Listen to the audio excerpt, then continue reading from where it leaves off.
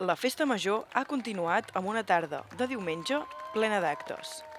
Per donar el tret de sortida, a les 5 de la tarda ha començat la primera Penny Escalada, un nou acte de la festa organitzat per la Penny i la Tapa Reina. Aquesta ha consistit en una pujada individual en bicicleta, des de la Barraqueta fins a la plaça de Mercè Rodoreda. La cronoescalada estava oberta a tothom, inclús als més menuts, i ha resultat tot un èxit. L'esdeveniment ciclista ha aplegat un públic animat i, sobretot, molt entusiasmat per les eliminatòries finals. Seguidament, el mateix programa de ràdio, La Tapa Reina, ha organitzat una edició especial del podcast a la pista de la Penny. Amb el periodista i escriptor Màrius Serra com a convidat, el debat s'ha centrat en reflexions sobre el món del ciclisme, tant l'esportiu com el popular com el de competició. Mentrestant, la música ha omplert la plaça de la Creu. Durant tota la tarda, 750 i el grup de l'Enxuscat han portat un set de disc-jòquei per tothom qui volgués gaudir d'una bona estona, de percussió i de melodies d'allò més diverses.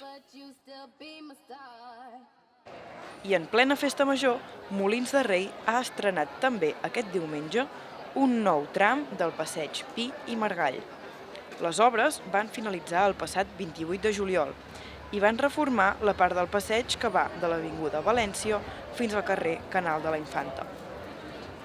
Es fan per donar més espai als vianants, a tots nosaltres que passegem, que es fa més per adequar també els serveis que hi ha per sota, que s'ha de fer també, en aquest cas per introduir arbrat, tot i que encara no el tenim, que aquesta és la lògica que seguim en tots els carrers que urbanitzem, però sobretot en aquest carrer el que sempre perseguíem era continuar a l'eix de vianants, a l'eix cívic, de tota la plataforma única del centre del poble, que travessés aquesta comunitat de voreres, l'Avinguda Barcelona, i que continués fins al que serà ara la connexió amb el parc que estem remodelant, que és el Parc Pont de la Cadena.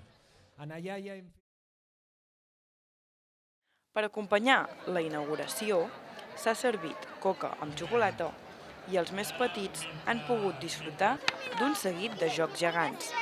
Alguns estaven inspirats en els típics jocs de taula i d'altres eren passatemps d'allò més originals. El passeig Pi i Margall s'ha omplert de vida, ja que el berenar i els jocs populars han aplegat una bona colla d'infants i famílies.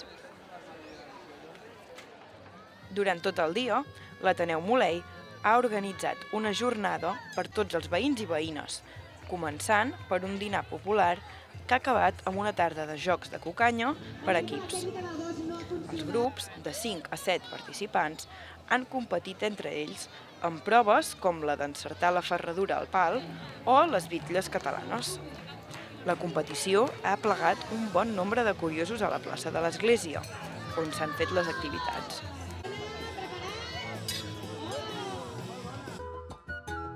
Per acabar el diumenge, el grup musical Tarkim ha presentat el seu últim àlbum, titulat Cuba.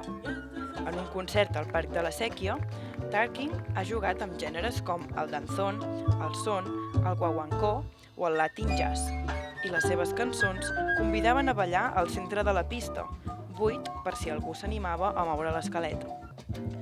Tot i la timidesa del públic, no ha quedat cap cadira buida, i tots els espectadors han gaudit d'allò més dels sons exòtics de la banda. Els 6 integrants del grup han presentat el seu disc amb il·lusió i amb moltes ganes de culminar el primer cap de setmana de la festa major.